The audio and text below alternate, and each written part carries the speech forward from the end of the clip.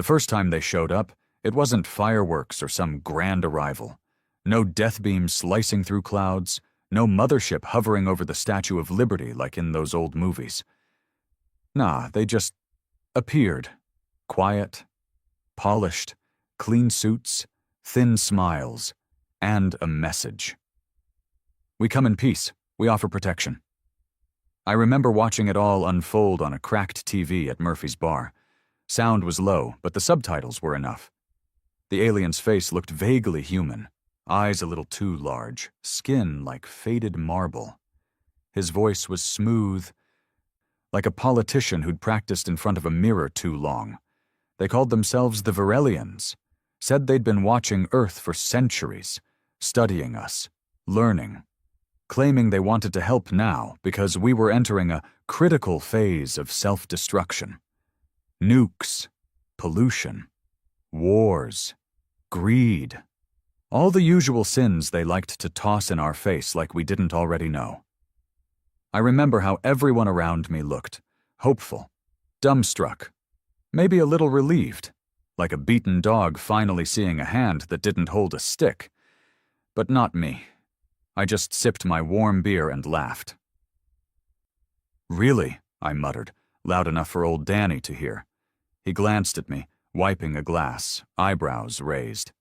"Come again?" "These bastards," I said, nodding at the screen. "Think we need protecting."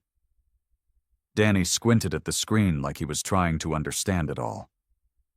"Well, maybe we do." "From what?" I snapped. "Ourselves?" He didn't answer. Just went back to wiping the same damn glass he'd probably wiped for 20 years.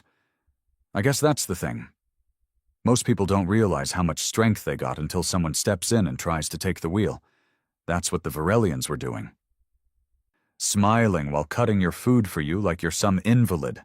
The UN jumped at it, signed some unified peace accord faster than a dog chasing scraps. Governments bent the knee, smiling through gritted teeth. Media blasted it 24/7. A new era, they called it. Peace guaranteed. They handed over satellite networks, surveillance control, even military coordination. All in the name of global harmony. Translation? They wanted leash access to every corner of the planet, and humans? We took it. Smiled, nodded, laughed. But we were watching. Men like me. We were waiting. I wasn't a general, not even ex-military. I drove trucks across state lines for a decade, did a couple tours in the sandbox before that, and kept my head low. But I knew people. People who remembered what it felt like to fight. Not for politics or medals, but for freedom. That raw, feral kind. My brother-in-law, Frank, was one of them. He ran a junkyard outside Kansas City, but he had enough parts buried out back to rebuild a Cold War museum.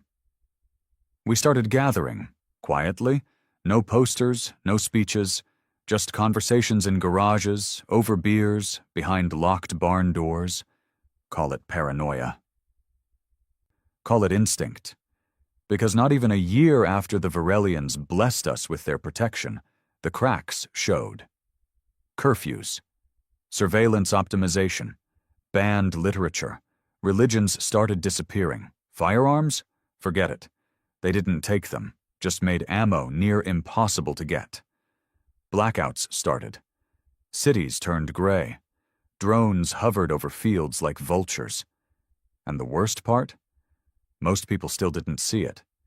They called it progress. They called it the future.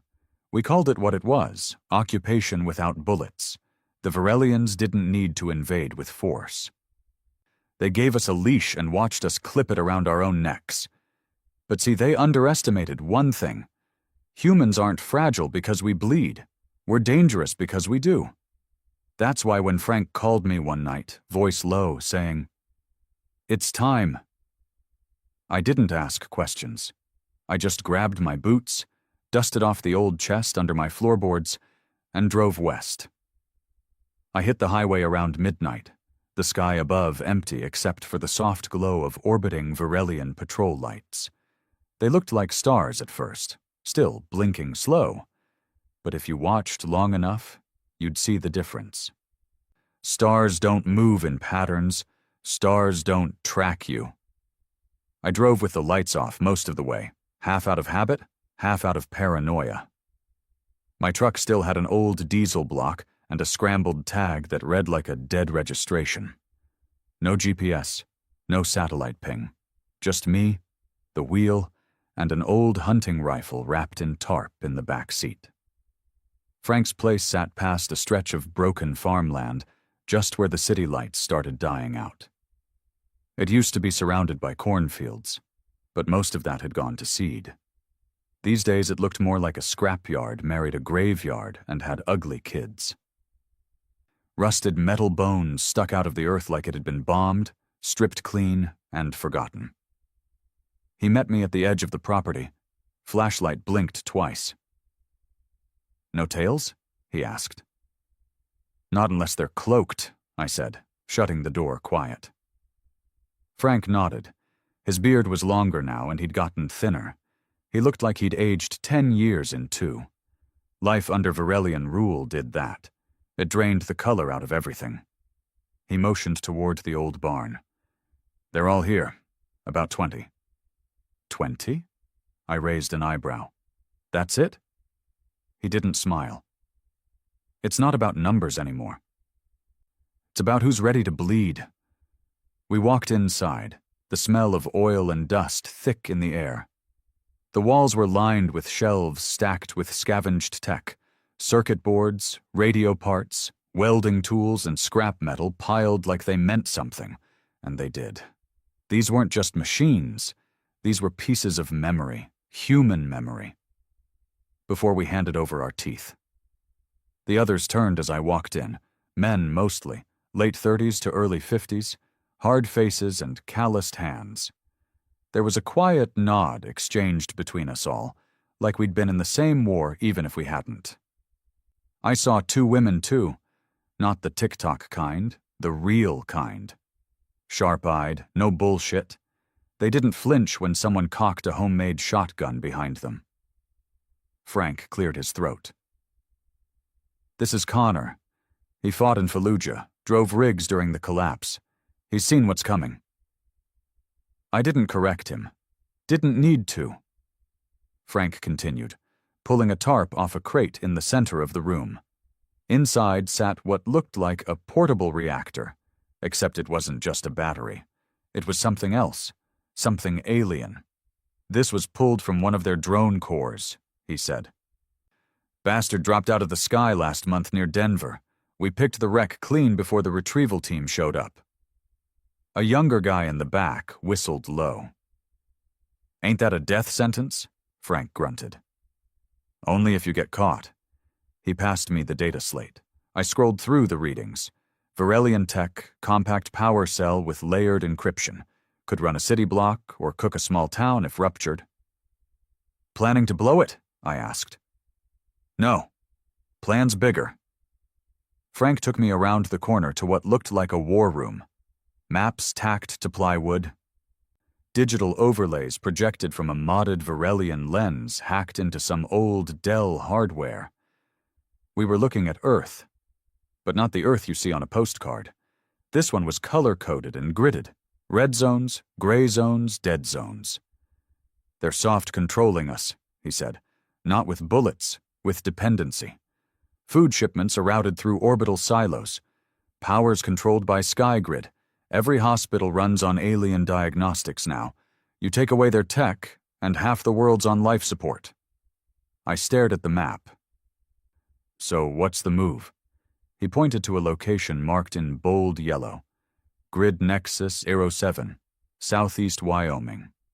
Not a city, not even a base, but every drone, satellite, and digital lock reports through there. We bring it down, they lose sight.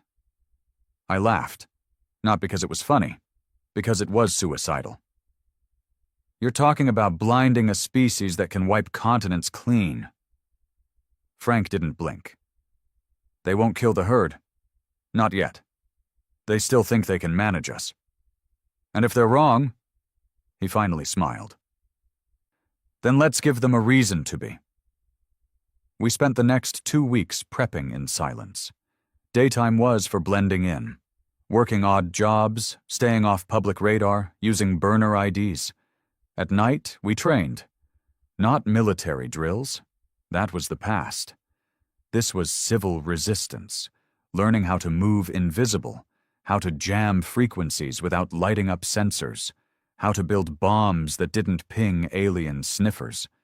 I bunked in the back of Frank's old tow shop, slept on a cot surrounded by broken car hoods and reeking motor oil. One night, while oiling a modified slug rifle, I heard a quiet voice from behind. "You really think we can win?" I turned to see one of the women, maybe late 30s, tough jaw, burned scar across her cheek. Her name was Nadia, ex-air traffic control before the aliens shut that down and replaced it with orbital AIs. "Not about winning," I said. "It's about reminding them they picked the wrong species." She nodded. "I like that." She sat beside me and picked up a screwdriver, helping me reassemble the breach. "My kid's in one of their education domes in Dallas," she said, voice cold. "Said he wanted to be a pilot. They told him piloting was inefficient, that humans should stick to emotional labor." My hands froze. Emotional labor. That's what we'd been reduced to. Caretakers, entertainers, dependents, everything except free men. "They're training our kids to be pets," she said quietly. I didn't say anything. Didn't need to. 3 nights before the operation, one of ours didn't show up. Marcus, former EMT, smart, fast, loyal, gone. We found his van 2 miles out, door wide open, no blood, just empty. Frank stared at it like a grave. "They're watching closer now."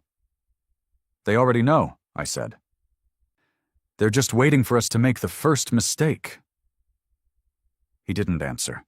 We both knew what had to happen. We couldn't delay. Next night, we mobilized. 6 trucks, 2 bikes, 4 crates of smuggled gear, and a plan held together by duct tape and desperation. Grid Nexus 07 wasn't a fortress. That was the brilliance of it. It didn't need walls because it didn't expect war. It was a massive relay station masked as a communications observatory. A hub of black glass towers and humming antenna arrays surrounded by forest and fences no taller than a farmer's field. We moved in at 3:14 a.m. No spotlights, no guards, just drones. We'd planned for those. Nadia launched a scrambler device from a hollowed-out laptop casing. It burst mid-air, spewing electromagnetic noise tuned to Varelian neural frequencies. The drones jittered, hovered, then dropped like flies. We breached the outer wall in under a minute. No alarms, not the kind we'd hear anyway. I led the charge through the northern gate, rifle ready, eyes peeled. Inside, the air felt wrong, too sterile, like we were inside the lungs of something artificial. The main tower loomed above us, humming like it was alive. We reached the core room just before 3:42. The power cell Frank had scavenged was already wired into a disruptor rig, a slow-burn overload that would fry everything in a 10-mile radius without a fireworks show. We locked it in place, set the timer. 5 minutes. That's when the first voice spoke. Not from behind us, inside us. "You misunderstand protection." It wasn't words, it was meaning, poured straight into our minds like warm poison. I clutched my head, eyes burning. Around me, others staggered too. "You threaten your own stability. We offer correction." "Not conquest." "Then let us fall," I growled. "No species falls alone." That was the last thing it said. Then came the sound, a sharp crack of dimensional air, and they appeared. Not drones, not diplomats, enforcers, 10 feet tall, armored in obsidian mesh, eyes like molten gold, hands built for unmaking. Frank was first to fire. The bullet shattered harmlessly against its chest. Then the room turned red. The room erupted before I could even breathe right. Frank's rifle clattered to the floor, barrel twisted like taffy. Whatever armor the enforcer wore didn't just block bullets, it bent the laws around them. The thing didn't move fast, it just moved deliberately, like it had all the time in the universe and no reason to hurry. The rest of us weren't so lucky. Nadia screamed, slamming a jolt grenade against the nearest wall and diving behind the main console. Sparks danced in the air, not pretty ones, just violent bursts of raw energy that set off chain reactions in every hacked panel we'd rigged on entry. One enforcer caught the edge of the blast. Recoiling slightly, enough for Benny to slide in low and fire a direct slug at its exposed joint. That hit landed. The thing staggered, its left leg giving a mechanical shudder. "Down one!" Benny shouted. That was all he got out before another enforcer, bigger than the first, grabbed him by the throat and lifted him clean off the ground. There was a snap, not the Hollywood kind, no drawn-out scream, just a dry, final crack. He dropped like a broken rag. I moved on instinct, ducked under the command console, yanked the disruptor cable, and reconnected it to manual. The timer was shot. I'd have to blow it myself. But we had a bigger problem. None of us were getting out. "Nadia," I barked, "seal the west door." She rolled over shattered glass and jammed a screwdriver into the control panel, hot wiring it with the elegance of a drunk mechanic. The steel door slammed shut, locking out one enforcer who pounded the other side like a battering ram. 3 were still inside. Frank was pinned under debris, his arm at a wrong angle and blood pouring from his scalp. One of the women, Katya, I think, dragged him back while covering his body with hers like a damn human shield. "We need an exit!" she screamed. "There isn't one!" I snapped. "We finish this here." I slid across the floor, smoke filling my lungs, and reached the core. The disruptor was humming, not stable. The power cell we stole from the drone was overloading too fast. I had maybe 30 seconds. The enforcers knew it too. One turned toward me, scanning. I could feel its focus. Not eyes, not cameras, just pressure, like standing at the edge of an execution line. But instead of attacking, it spoke. "You will destroy this station. This will cost you nothing." Its voice echoed in my skull again. Bypassing ears, cutting right into thought. I barked a laugh, coughing blood onto the floor. Funny way of begging. You achieve no victory, you end no war, you ensure no freedom. Then why are you here, talking like a priest before the slaughter? There was a pause. And in that second, I saw it. The Varelians weren't angry. They weren't even confused. They were curious. We thought humanity would accept survival. I gritted my teeth, yanked a broken lever back, and watched the overload bar surge red. "Then you never understood us at all." I hit the manual trigger. There was no explosion. No bright flash, no mushroom cloud. The disruptor let out a pulse. Low, quiet, and deep, like the earth itself exhaled from the pit of its lungs. And then everything collapsed. Lights flickered. Panels died. The enforcers twitched, as if someone had jammed a fork into the back of their skulls. One dropped mid-stride, face first into the floor. The others screamed, not with mouths, but with frequency. High, inhuman, their bodies jerked and locked up like broken machines. Then silence. One by one, they went limp. But we didn't cheer, because behind that silence came the siren. A sound that didn't belong to any Varelian tech we'd seen before. This wasn't a security alarm, it was a distress call. Frank coughed behind me. What the hell was that? I looked around. The main core was fried. But the disruptor hadn't been designed to just take out local relay signals. This was bigger. "We just screamed at the galaxy," I said quietly. "Loud and clear." Katya pulled out a comm device she'd jury-rigged from human and alien parts. The screen was glitching, but one thing was clear. Every satellite, every drone, every surveillance feed, offline.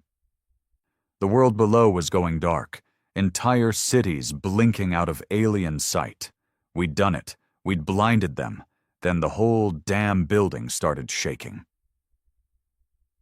We barely made it out alive, half dragging, half running, with fire snapping through the halls behind us.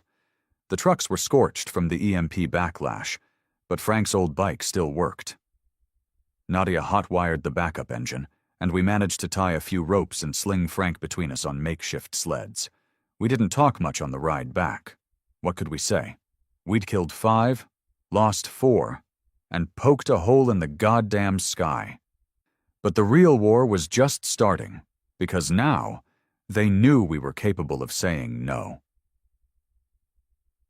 The days that followed were a blur of chaos. Cities went black. No drones, no updates, no orbital trade deliveries. Hospitals lost alien diagnostic feeds. Governments panicked. People woke up. Some screamed about terrorism, some cheered for liberation. Most didn't know what to do. And the Varelians? They didn't retaliate immediately. No bombs, no speeches, just absence, like they were watching, thinking, the quiet before something worse. Nadia and I held down a temporary shelter near Lakewood, inside a gutted museum that used to hold Civil War relics. Fitting. Frank was still unconscious, his body holding on by a thread. Katya ran comms from the basement, bouncing messages to resistance cells that were starting to form. Not because of us, but because the silence had finally shaken people out of their fog. The leash was gone. And now Earth was looking around like a pit bull off the chain. But there was fear, too, because nobody knew what would come next. Then, 7 days after Grid Nexus fell, they came back. Not Varelians. Humans. From orbit. An entire shuttle, old Earth tech, long abandoned, barely legal under the new peace accords, landed in the Nevada wastes. They weren't civilians. They weren't diplomats. They were men and women who'd left Earth years ago during the first wave of Varelian integration. Scientists, engineers, soldiers, ones who refused the deal and vanished into the stars, off-grid. They called themselves the Earthborn. Their leader was an old warhound named Griggs, long white beard, cybernetic left arm, and the kind of eyes that made kids shut up without being told. "You dumb bastards," he said when he first saw me. I looked him in the eye. "We woke them up." He smiled, but it wasn't joy, it was respect. "No, son. You reminded them what humans really are." He brought news, bad news. The Varelians hadn't just come to Earth. They'd done this before. 10 other species, 10 other planets. Same method. Peace, protection, slow pacification. Strip identity. Kill resistance with comfort. Turn civilizations into dependent, compliant pets. Earth was the first to snap the leash. That disruptor blast hadn't just blinded the local grid. It had sent a ripple, a challenge, and now the real Varelians were coming. Not diplomats, not enforcers, the ones who handled extinction. "They're sending Judgment-class ships," Griggs said, "not to negotiate, to erase." I clenched my fists. So what do we do? Griggs looked out at the dark horizon, the glow of distant cities slowly lighting back up without alien control. "We remind them again," he said, "that Earth doesn't go quietly. We didn't sleep much after Griggs landed. He brought tech we'd only dreamed about. Cold-forged weapons fused from deep-orbit scrap, soundless engines, field scramblers that could hide a bunker beneath a farm. But more than that, he brought truth. Hard, bitter, and worse than we'd feared. The Varelians weren't just a species, they were a process, a system wrapped in flesh and metal, designed to make civilizations vanish quietly, not with fire, with shame, with obedience, with empty comfort that rotted the spine. They came, studied, offered peace.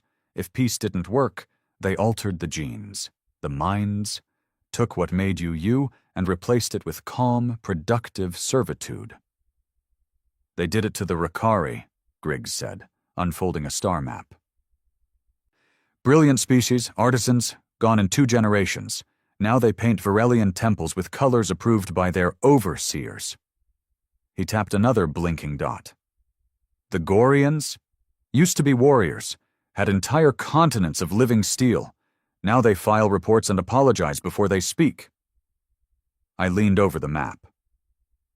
Why didn't anyone fight back? They did, Griggs said grimly, and the Varelians made sure no one ever remembered them. He locked eyes with me. But humans were too loud, too angry, too damn stubborn. That's why we were dangerous, not because we were smart, but because we wouldn't stop. The next move wasn't military, it was psychological. We had 3 days before the Judgment Fleet hit Earth's upper atmosphere, 3 days before the Varelians brought out whatever they'd been keeping in their galactic back pocket. Not bombs, not soldiers. Something worse.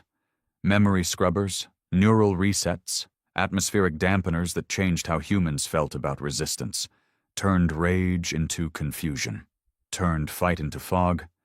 It wouldn't hit like fire. It would come like a dream, and we'd never wake up. We had 1 shot. Griggs had access to a prototype beacon, something built decades ago, back when humans still had control of their own orbit.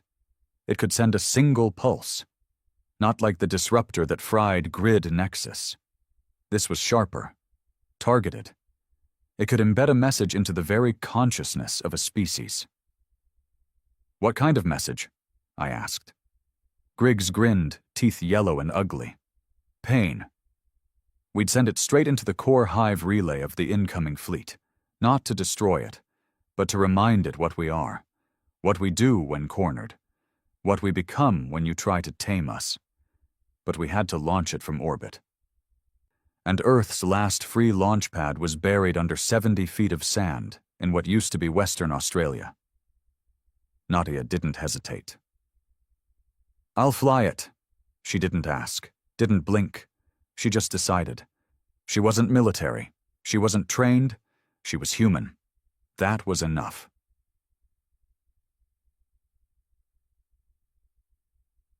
The desert was a bitch. Wind howled like something wounded, and the sand burned even at night.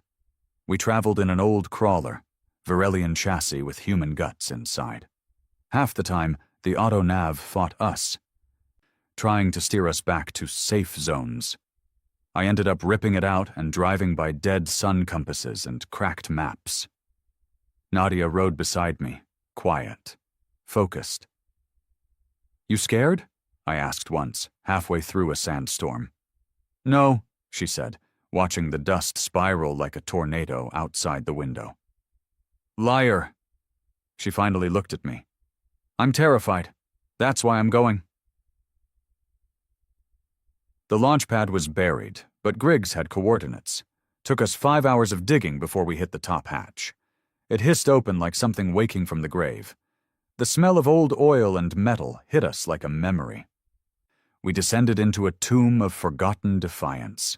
Rust-colored walls, screens flickering with ghost data, and at the center, the launch system, primitive by Varelian standards, but still intact, human-made, unpredictable, dangerous, perfect. It took 12 hours to load the payload. Griggs worked with Katya, rerouting power lines and overriding the Varelian scramblers still sniffing for launch signals. The beacon, nicknamed God's Thorn, was a small cylinder, glowing faintly with dark red pulses. Inside it was a symphony of pain. Battle footage, dying screams, historical atrocities, memories of betrayal, Loss, vengeance, the worst of us, the part of humanity that never forgets. It was a warning wrapped in blood. "You sure this doesn't wipe out our own?" I asked. Griggs nodded. "It only sings to the Varelian frequency. Their kind of memory runs through harmony. This is disharmony. Raw, ugly, human." We strapped it into the pod. Nadia climbed into the pilot seat, slipping on the visor with shaking hands. I leaned in, gripping her arm. "Come back." She smiled, tired, sharp, and sad. Not the point. The launch punched the sky open at dawn. Fire lit the horizon, sand curled back in screaming waves, and the ship tore through the clouds like a middle finger to the stars. We watched it vanish. Then we waited.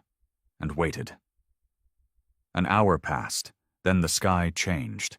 It didn't explode. It didn't burn. It just stopped. Everything. Clouds froze mid-drift. Birds hung in the air like puppets with cut strings. Even the wind held its breath. Then the scream came. It wasn't from the ground. It came from space. Every Varelian ship, every drone, every echo of their tech across the planet started screaming. Not with sound, but with signal. Glitches. Static. Shrieks of corrupted harmony. The message had landed. God's thorn had been heard. And the aliens? They weren't gods. They were listening. Griggs didn't say a word. He just looked up, nodded once, and walked back inside to prep for retaliation. Because we knew it wasn't over. Not by a long shot. The Varelians had a choice now. They could leave, cut their losses, or they could bring the hammer down. And knowing them, they'd bring the hammer. But now they knew something else. Earth bleeds. But it doesn't beg. 3 hours after launch, we picked up the signal. Nadia's voice, static-wrapped, weak, but there. Payload delivered, ship damaged, low orbit, no control. I grabbed the receiver, knuckles white. "Nadia, do you read? We're tracking you. We'll find a way to bring you down." A pause. Then her voice again, soft. "No time. Too many eyes. They'll follow." "You don't have to die," I snapped. She chuckled. "I'm already gone, Connor." My throat closed up. "You sent the message. You gave them hell." Another pause. "No, Connor. You gave them hell. I just lit the match." Then silence. The pod detonated above the Pacific. No debris, no trace, just a streak of smoke trailing across the sky like a dying comet. That night, the world lit up. Resistance cells across the globe, places we hadn't even contacted, rose up. Cities overran orbital centers. Drones were grounded. Surveillance towers sabotaged. Something had shifted. Not just power. Fear. For the first time, the Varelians feared us. They realized we weren't a project. We were a problem. One they couldn't predict, couldn't leash, couldn't tame. The Judgment Fleet turned, didn't land, didn't retaliate. They pulled back. Not in defeat, but in calculation, because now they had to rewrite everything they thought they knew about humans. We weren't just angry monkeys with guns. We were chaos with memory, and chaos doesn't negotiate.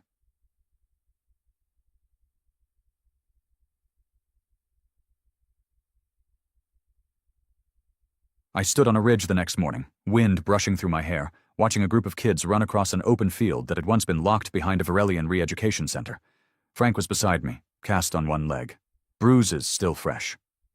"She saved the world," he said. "No," I replied, voice low. "She reminded it how to fight." He nodded slowly.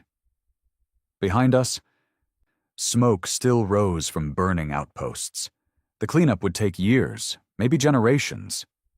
But it didn't matter, because for the first time in decades, Earth belonged to humans again. Not because someone gave it back, but because we took it. The galaxy will remember this day, not because we destroyed them, but because we refused to be saved. The silence after the fleet withdrew didn't feel like relief. It felt like a storm holding its breath.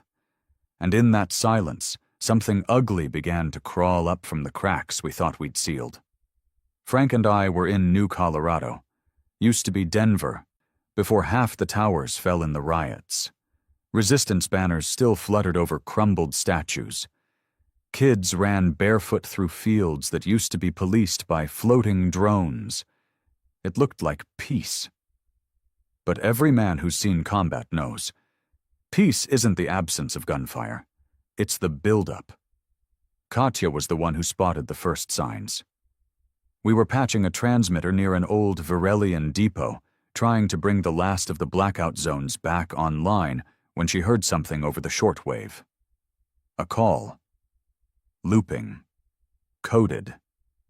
HSS rising. Orders remain. Long live the Shepherd Protocol. I frowned. That's not Varelian. She looked at me, pale. No, it's ours. The Shepherd Protocol. The last-ditch security override installed by the unified human governance during the integration period. A quiet, backdoor failsafe in case contact with the Varelians failed and Earth collapsed. It was designed to re-establish control. But not for the people, for the collaborators. We tracked the broadcast to what used to be a terraforming lab out in Oregon, mostly buried now, covered by ash and moss, and memories no one wanted. Inside was a group of 40 armed men, former peacekeepers, those loyal to the old Earth assembly that sold us out for Varelian tech and safe jobs in glass towers. Their leader, a man named Calder. And I knew that name. He was on the emergency committee that first proposed the Civic Adjustment Index, the program that decided which humans were compatible with Varelian society. The rest were labeled unstable elements, a fancy way of saying non-compliant trash. He saw us enter and smiled like we were high school kids caught sneaking into a theater. I expected someone sooner, he said. You resistance types are usually so loud. Frank stepped forward, limping on his bad leg. You're 2 weeks late to the surrender party. Calder didn't even flinch. Oh, we didn't surrender. We adapted. He motioned to the wall behind him. Huge screens flickered to life. Varelian data streams, half decoded, hijacked. They'd taken the alien framework and grafted it into human systems. You're trying to rebuild it, I said slowly. The whole leash. The whole damn cage. No, Calder said. We're improving it. Without them, Earth will collapse. You've seen the food riots, the medical shortages. Power grids are failing, but we can fix it. Not as slaves, as rulers. That was the moment I knew this war wasn't over. It had just changed uniforms. We tried diplomacy first. Griggs even sent a council rep out there, some clean-cut type who used to work in interstellar law. 3 hours later, we got a box shipped back with his jawbone inside. Message received. Calder and his new Shepherd State Syndicate, HSS, weren't looking to negotiate.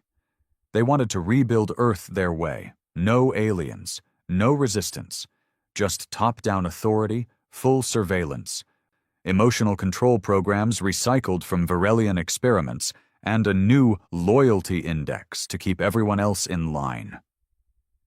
Frank was furious. We fought to get rid of overlords, not to make new ones. But the worst part? People were joining. Not everyone wanted to think for themselves. Freedom is heavy.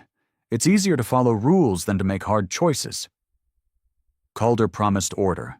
He promised food, electricity, protection. And in places where the power hadn't come back on, that sounded like salvation.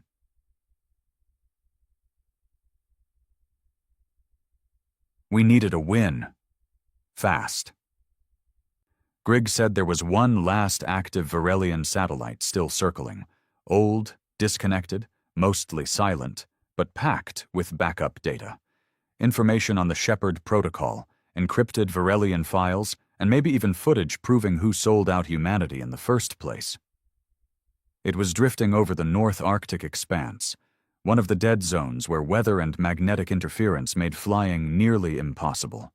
We'd need a crew, a ship, and a death wish. I knew just the guy. His name was Boone, used to run black market orbital hauls during the integration era. Smuggled tech, refugees, anything that pissed off the aliens. Lost an eye in a decompression accident and had it replaced with a cracked lens he refused to upgrade. "Looks like hell," I said when I found him half buried in vodka at a Greenland bar. He grunted. "Hell pays. Freedom doesn't." I dropped a data slate in front of him. He scrolled through the satellite specs, then looked at me with one eye that never blinked. "You're insane." "Yeah," I said. "But you're coming."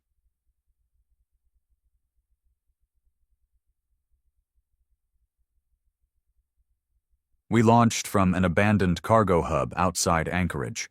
Boone's ship was barely holding together, half-welded panels, mismatched engines, control systems held together with copper wire and spite. We called her the Hollow Crown. Boone grinned. "She leaks oxygen and shakes like a fever dream, but she flies." Nadia would have loved this wreck. That thought hit me hard as we broke atmosphere, watching the Earth fade below. We reached the satellite 6 hours later. It drifted like a tomb. No lights, no defenses, just dead silence. Boone kept the engines hot while I spacewalked across the hull, magnetic boots clanking with every step.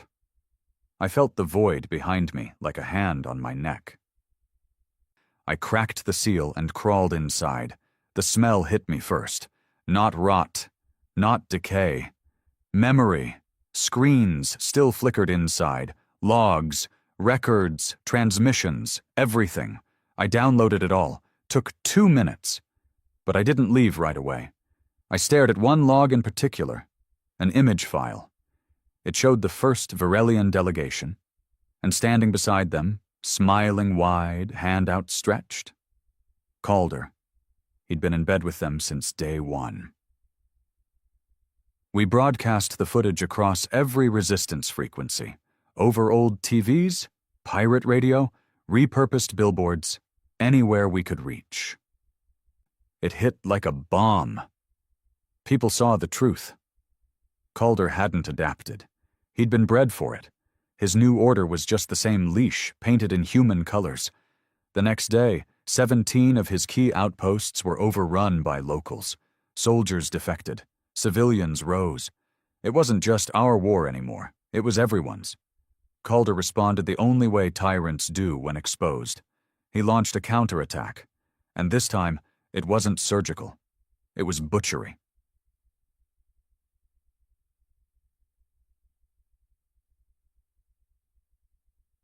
The Battle of New Colorado broke out 2 days later.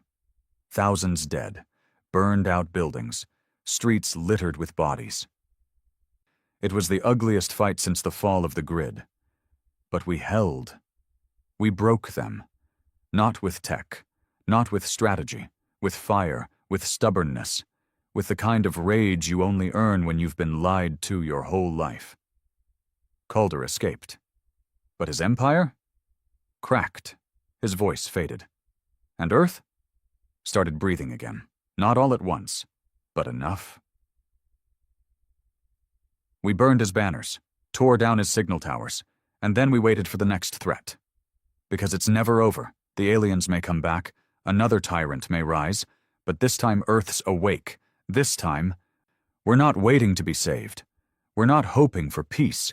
We're preparing for war, the kind that doesn't end in surrender. The kind that ends with no leash left to clip. 3 weeks after the Battle of New Colorado, the air still smelled like scorched metal and guilt. We buried the bodies behind a shattered church that used to be a peace center during the integration era. The irony didn't help. Frank stood beside me, limping worse than usual, one arm still in a sling. He didn't say much, none of us did. What do you say when victory cost you everything except your soul?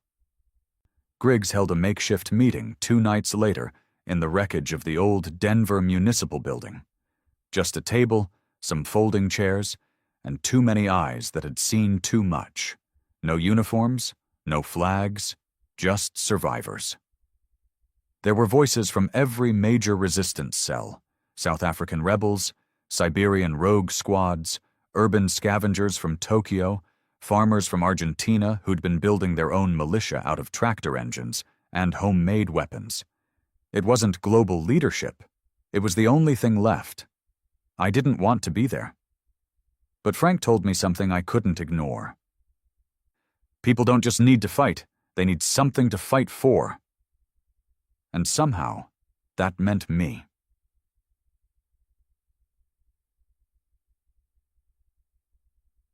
Griggs started off simple. The war's changed. The Varelians haven't hit back yet, but that doesn't mean they're gone. We've burned the leash, sure. But what comes next? If we don't organize now, someone else will. And it won't be people like us.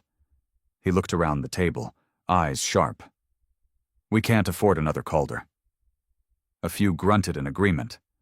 One guy, big, balding, ex-con from what used to be Louisiana, leaned forward. You want a new government? No, I cut in, surprising myself. I looked around the room. We don't need rulers, we need defenders. Earth isn't ready for politics. It's still bleeding.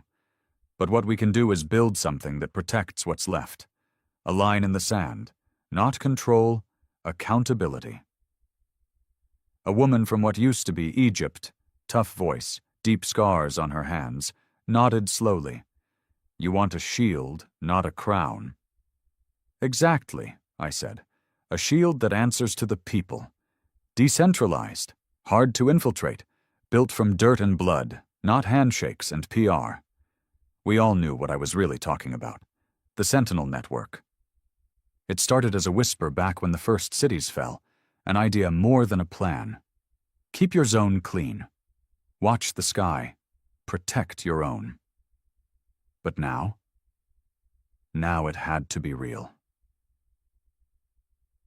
We set up HQ in the Black Hills, old territory, deep cave systems, low satellite exposure, the kind of place no one looked anymore. We ran everything by hand, shortwave comms, human couriers, encryption done on paper. Trust wasn't digital now. It was face-to-face and earned through scars. Our first mission wasn't about fighting. It was about clearing the rot. You see, Calder's HSS might have fallen, but the infection he left behind didn't die easy. All over the world, splinter cells popped up. Tiny cults of order, worshippers of structure. Some wore masks. Some quoted alien doctrine with human tweaks. Some claimed Calder would return like a messiah. It was pathetic and dangerous. The first nest we found was in the ruins of Prague. Called themselves the Pure Cycle. Said the Varelians had been misunderstood. That peace through control wasn't slavery. It was evolution. They were kidnapping orphans. Hooking them into makeshift neural interfaces built from broken alien tech, trying to harmonize them into better humans. The kids didn't scream anymore. That was worse than screaming. We stormed the place with 8 sentinels. Breach charges. No speeches, no warnings. We burned it to ash. One of the kids, a girl named Lina, maybe 12, didn't speak for the first 5 days after we pulled her out. When she did, all she said was, "They wanted us to forget who we were." We didn't let her.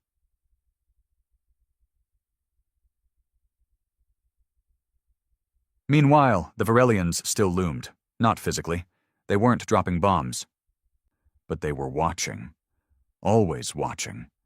Griggs said the withdrawal wasn't fear. It was recalibration.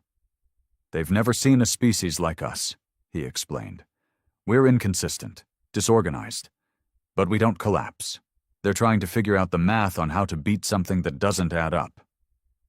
We'd intercepted a few stray alien transmissions by then. Cracked enough Varelian code to understand one chilling phrase that kept repeating. Conscious anomaly persists. They were talking about Earth. About us. About what happens when a planet refuses harmony.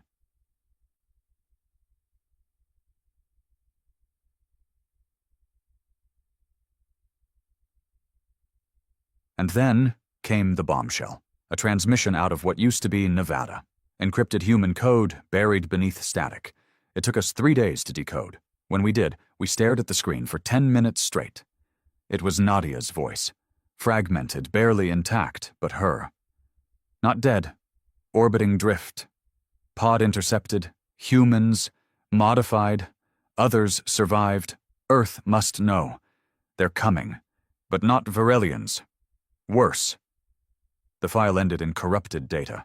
Boone punched the wall hard enough to bloody his knuckles. Hell, he muttered. She's alive. Griggs nodded. And she just warned us.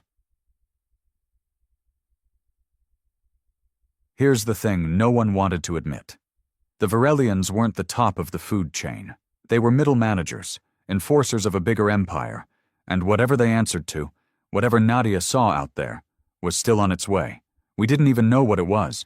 We just knew one thing. It wasn't coming to protect Earth. It was coming to finish the job.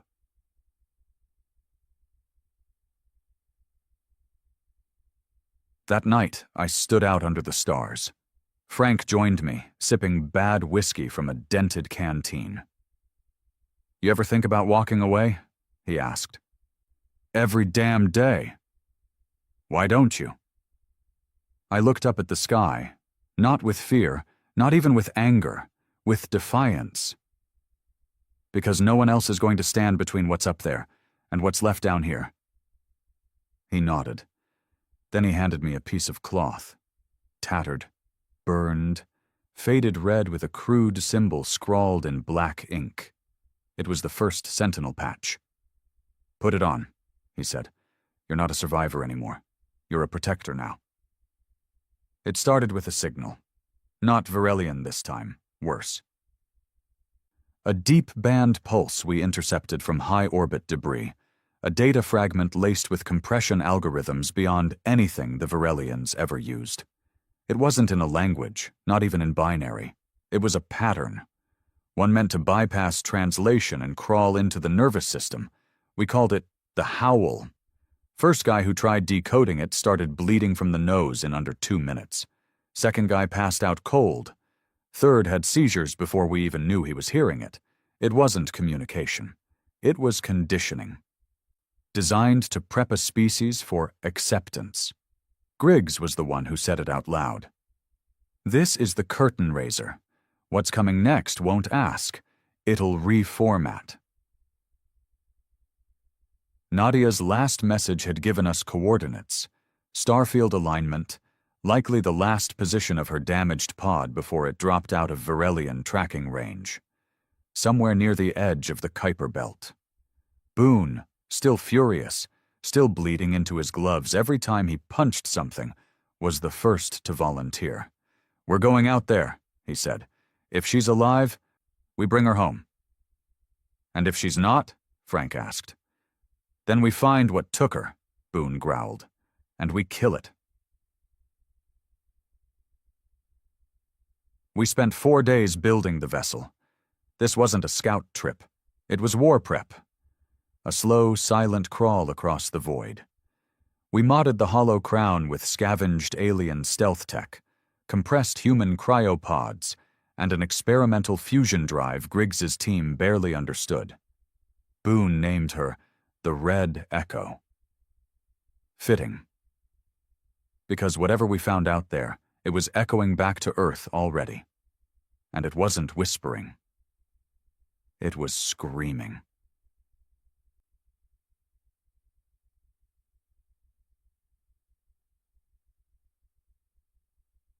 There were 5 of us on the ship.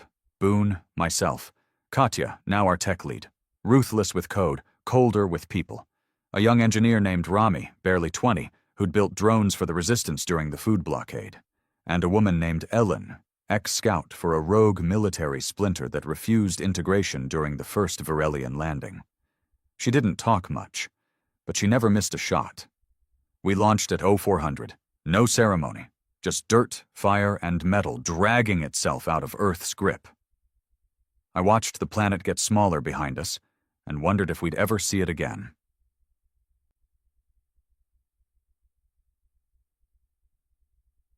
The journey out took 3 weeks in suspended stasis. Cold, empty, dreamless. When we woke, Katya had to shake frost off the data console with her bare hands.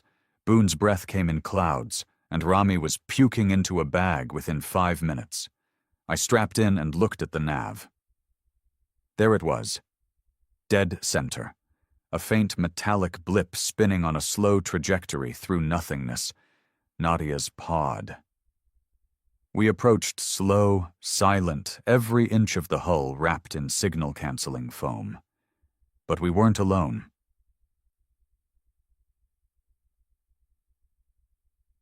They looked like asteroids at first, black rock formations drifting near the pod, but they moved in patterns, geometric, deliberate. Katya scanned them, and her voice dropped 2 octaves. "Those aren't ships," she said. "They're living." The scanners picked up biosignatures laced with artificial code. Not machines, not life. Hybrids, grown for deep space. Mindless, maybe, or worse, linked to something else. Boone narrowed his one good eye. "If they touch the ship, we burn 'em." "Not yet," I said. "They haven't attacked." Rami's fingers flew across the screen. "I think they're scanning her, not us." We edged closer. The pod came into view, charred, cracked, but intact. And inside, movement. Ellen was the first to step into the recovery suit. She latched onto the airlock, crossed the void like a shadow, and opened the pod. We watched from the deck, tension snapping like wires in our spines. And then, a body floated out, curled, gaunt, but alive. Nadia, barely breathing, but her eyes opened just before the seal locked. And the first thing she said, whispered, cracked, was, "You found me. Before they did." We got her stable. IVs, warmth, nutrient drips. She didn't say much for the first few hours. Then she looked at me, dead in the eye, and said something I'll never forget. "They're not conquerors. They're collectors." I frowned. What does that mean? They don't want control. Not like the Varelians. They want preservation. They want our essence. You mean culture? No, she said slowly, voice trembling. They want what makes us human, our fear, our rage, our chaos. They want to study it, break it down, and wear it. Boone stared at her like she was speaking a different language. "You saying we're trophies?" "Worse," Nadia said. "We're resources. They refine emotion like fuel, convert it into psychic resonance, and feed it into their hive structures. Pain, passion, memory, that's what they came for." Rami turned pale. "We're not just prey. We're harvest." The black asteroid thing started moving soon after. No sound, no warning. They just drifted closer and opened. Petals of obsidian unfurled like the mouth of a silent god. And from the center? Light. But it wasn't warm. It was the color of forgetting. Nadia screamed. We didn't ask questions. We fired. The red echo shook with the force of 3 plasma torpedoes slamming into the nearest hybrid. It buckled, twisted, and screamed. Not through speakers, through our heads, like it didn't care about flesh. Only memory. The second one darted forward, fast enough to blur. Boone took the helm and juked us left, scraping the belly of the ship against a frozen corpse of a long-dead satellite. The third latched on. Spikes drove into the hull. The lights dimmed. Ellen grabbed her rifle and went outside. No words, no plan, just grit and vengeance. We watched through the exterior cams. She floated up to the creature's surface, aimed and fired 3 concentrated antimatter rounds directly into its core. It collapsed inward, hissing like a dying animal, then exploded outward in a burst of stardust and black oil. Ellen didn't flinch.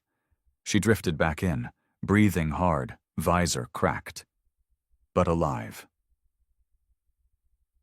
We didn't wait around. We downloaded every last byte from Nadia's pod. Navigation data, scans, logs, everything pointed to one thing. There was a structure at the edge of the system, invisible to standard scans. A nest, maybe a gate, or worse, a harvesting point. Katya ran the trajectory through 4 different models. "It's not stationary," she said. "It's moving." "Toward Earth?" I asked. She nodded once. "Yes." Nadia looked at us, tired, pale, but eyes burning. "We have to go back. Tell them. Warn the Sentinels. The Varelians weren't the worst." She paused. "They were just the first ones that smiled." We turned the Red Echo toward Earth, burned every fuel line we had, rerouted every cooling system to buy more speed. Boone slammed his fist on the dashboard. "We brought her back," he said, voice hollow. "But we also brought a storm." The Red Echo slammed back through Earth's upper atmosphere like a burning sword. Boone nearly tore the console apart, keeping it steady. We came down over the Atlantic, stealth field glitching, engines sparking. Didn't matter. We had what we came for. Nadia was strapped down, weak but conscious, whispering the same word over and over. Breacher. That was their name. The things past the Varelians. The ones who consumed species from the inside, broke their identities apart like puzzle pieces and sold them as blueprints to the hive. Cultures, feelings, instincts, all reduced to echo data. We hit ocean hard, then blacked out.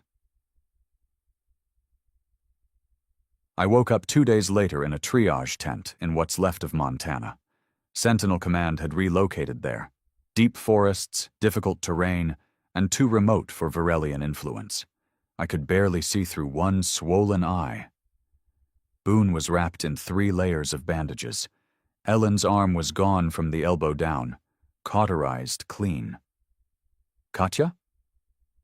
She didn't make it.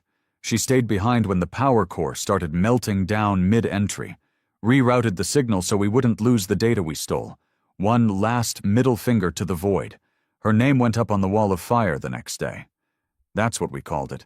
A steel wall welded from alien scrap, etched with the names of every human who gave everything after the leash snapped. A wall for the ones who bled after the world was supposedly saved. That wall was getting too full. Nadia's intel made everything terrifyingly clear. The breacher structure, not a ship, but something more like a wound in space, was drawing closer, hidden behind blind zones created by Varelian tech. And it wasn't alone. Dozens of these things moved through systems like viruses, jumping between stars, feeding on conscious life forms that showed emotional density. We weren't just on their list. We were now their primary source. Why? Because we had something most species lose after integration. Defiance. We didn't break. And that made our signal pure, raw, and dangerously potent. To them, that made us valuable. To us, that made them a target.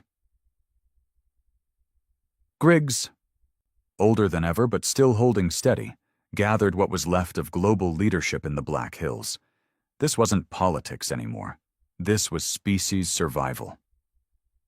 "We're not going to sit and pray," he said. "We're not going to bury cities under another occupation. If they want emotion, if they want fear and rage and fire..." He paused, smiling grimly. "Let's give them everything." The Sentinels called the counterstrike Operation Emberlane. A message. A trap. We would broadcast a falsified distress signal, a perfect loop of fear and desperation, mimicking an entire continent in collapse, a beacon for breachers to descend on, and while they swarmed the source, we'd send in the nail, a custom-built payload, containing not nuclear warheads, not EMPs, but something worse, a raw feed of human violence, all of it, every battle, every atrocity, every rebellion, from the trenches of World War I to the back alleys of New Colorado, digitized, amplified, saturated, a scream they couldn't digest, because if they fed on emotion, we'd feed them the poison we've lived through.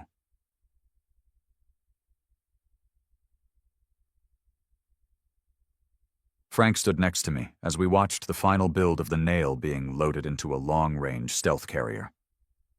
"I don't like it," he said. "It's suicidal," I answered. "Exactly." He paused. "So who's flying it?" I turned to him. "I am." No one argued. They knew I'd seen it all. Fought in the streets, watched friends die for freedom we barely understood. I'd earned the right to be the one who pulled the pin. Boone tried to fight it. "You don't owe anyone that." But I did. Not because I wanted to die, because I couldn't live knowing someone else had to.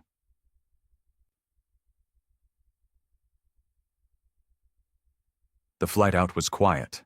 No music, no comms, just the stars and my thoughts. The carrier coasted toward the edge of the system, aimed right at the incoming breacher gateway. The false signal had worked. The hive structure was pulsing now, dozens of black tendrils flickering in and out of dimensions we couldn't even measure. They looked like massive floating spider lilies, each petal a frequency. They weren't creatures.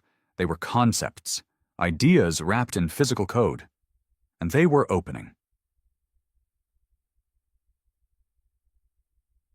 The nail's core was armed. Timer set. 5 minutes. I recorded one final message. Not for the world, for the stars. You came to harvest us. You thought we were just emotion you could mine, that our fear made us weak. But you didn't understand what fear creates. It creates resolve, fury, brotherhood, defiance. You want to remember us? Then remember this. We don't go quietly. We burn. Then I launched it. I ejected into deep vacuum, drifting backward, watching as the carrier screamed into the breacher's open maw. And then, the light, not fire, not sound, just pure emotion, digitized, weaponized, unleashed. The breacher screamed. For real this time, not through minds or signals, but with sound that echoed through space itself. And then it folded in on itself like a dying god. The tendrils curled, flailed, then collapsed into a singularity of shattered thought. The rest? Ran, vanished between stars, gone. The fallout reached Earth 27 hours later. Not radiation, not debris, but a pulse. It knocked out half the surviving alien tech, disabled remaining drones, purged orbit of Virelian leftovers. But it did something else too. It cut the breacher signal, for good. Earth was dark to them now. Silent, invisible. We weren't a harvest anymore. We were a warning. I floated for 3 more hours before the pickup crew found me. Frozen fingers, no oxygen, but alive. Frank hugged me when I landed, tears in his eyes. "You stubborn son of a bitch." Boone just grunted. "Next round's on you." Nadia placed her hand on my chest and said, "They'll tell this story in galaxies that never knew fear." I looked at her. "No," I said. "They'll tell it because they know what happens when they try to bring a leash to Earth." Now, we're rebuilding, not just cities, but ourselves. Sentinel bases stretch across continents now, built not to govern but to watch the skies, ready, armed, free, and every child born from this point forward learns the same truth. You don't beg to be saved. You stand, you fight, you burn if you must, because sometimes the only way to protect your world is to make the stars afraid of it.